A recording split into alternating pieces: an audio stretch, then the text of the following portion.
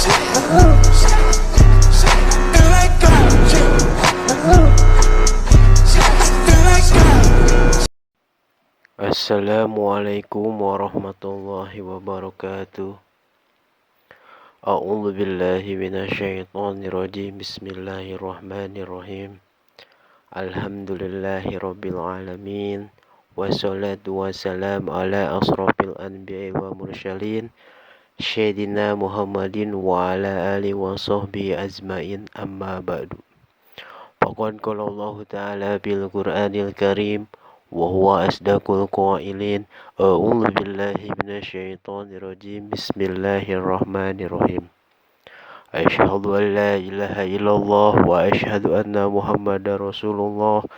Allahumma shalli ala sayyidina Muhammad wa ala ali sayyidina Muhammad kama shallaita ala sayyidina Ibrahim wa ala ali sayyidina Ibrahim fil alamin innaka Hamidum Majid.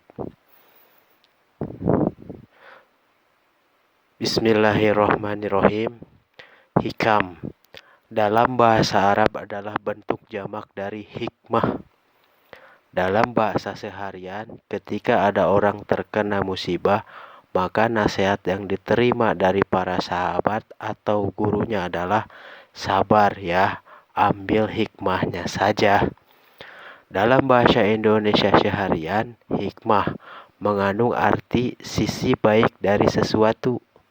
Sepahit apapun suatu peristiwa, pasti ada hikmahnya atau ada sisi baiknya. Jadi kami di sini mengkaji kitab hikam dari Ibnu Athaillah As-Sakandari. Di kalangan masyarakat santri dikenal ada dua sosok ulama, yaitu ulama ahli ilmu dan ulama ahli hikmah. Ulama ahli ilmu biasanya mengajarkan ilmu agama sesuai dengan prinsip-prinsip keilmuannya. Ia juga bisa terlibat dalam perdebatan terbuka, bahkan bermujadalah dengan mengajukan berbagai macam argumen dan dalil-dalil akli maupun nakli. Sedangkan ulama ahli hikmah biasanya tidak terlibat dalam perdebatan terbuka, apalagi bermujadalah. Ia lebih banyak diam, tersenyum, dan melayani orang-orang yang datang untuk memohon doa dan solusi. Jadi, ulama terbagi kedua di sini. Kitab pertama, ulama terbagi dua. Satu, ulama ahli ilmu. Dua, ulama ahli hikmah. Contoh ulama ahli ilmu yang mengajarkan ilmu agama seperti contoh dalil akli dan nakli, tauhid, fikih, tasyawuf, thariqat. Berarti asyhadu an la ilaha illallah wa asyhadu anna Muhammadar Rasulullah. Dalil akli dan nakli sesuai kitab yang dipelajari. Contoh kitab-kitab Tijan. Contoh lagi kitab-kitab Imriti. Contoh lagi kitab-kitab Fathul Qorib, Sulam Topek dan sebagainya. Berbeda lagi dengan ulama ahli hikmah. Ahli hikmah di sini terbanyakan senyum, diam. Dia lebih kepada syariat, melayani orang-orang yang memohon doa untuk kelancaran hidupnya dan juga membuka solusi untuk masalah-masalah yang orang datangi kepada dia. Jadi di sini ulama ahli hikmah seorang motivator solution. Jika para ulama ahli ilmu memiliki standar keilmuan yang jelas, sebaliknya para ulama ahli hikmah tidak diketahui secara percis standar keilmuannya. Jadi ulama-ulama ahli hikmah itu sebenarnya tidak diketahui keilmuannya. Bahkan di mata orang awam, antara ulama ahli hikmah dan dukun jaraknya sangat tipis. Jadi 11-12 antara ahli hikmah dan dukun gitu. Di kalangan awam, kata hikmah juga biasa diterjemahkan dengan kata bijaksana. Jadi hikmah teh bijaksana, dan kata bijaksana biasanya disandingkan dengan kata adil dan bijaksana. Berarti ulama ahli hikmah itu adil. Secara kehidupannya adil. Adil diakan sebagai meletakkan sesuatu pada tempatnya. Waddu syai fi mahalihi. Sedangkan bijaksana dipahami sebagai meletakkan sesuatu tepat pada tempatnya. Contoh, buang sampah jangan sembarangan, buang sampahlah pada tempatnya. Itu bisa diartikan begitu. Jika keadilan banyak memakan korban, orang yang dianggap salah terkena hukuman. Contohnya nih, kebijaksanaan biasanya lebih banyak menghindarkan orang bersalah dari hukuman.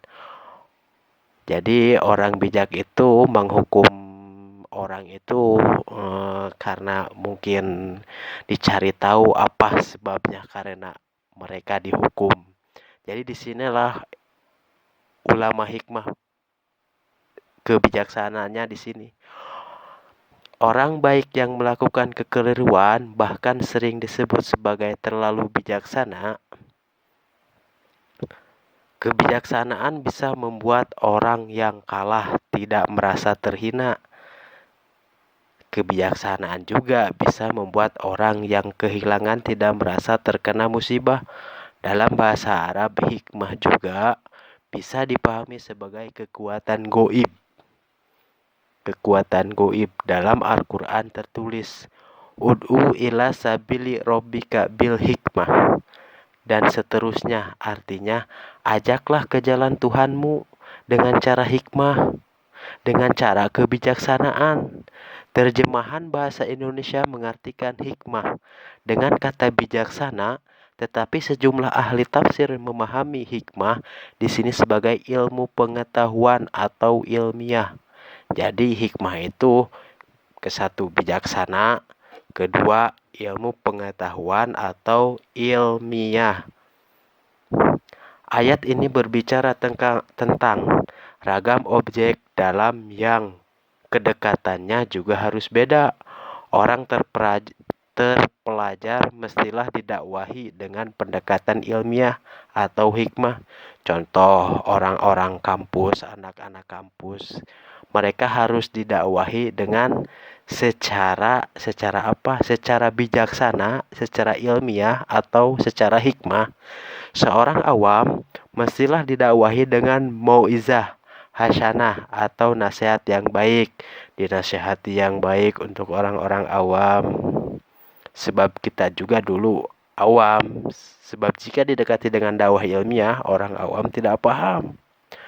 Tidak paham, malah ngaur kalau didakwahi secara ilmiah.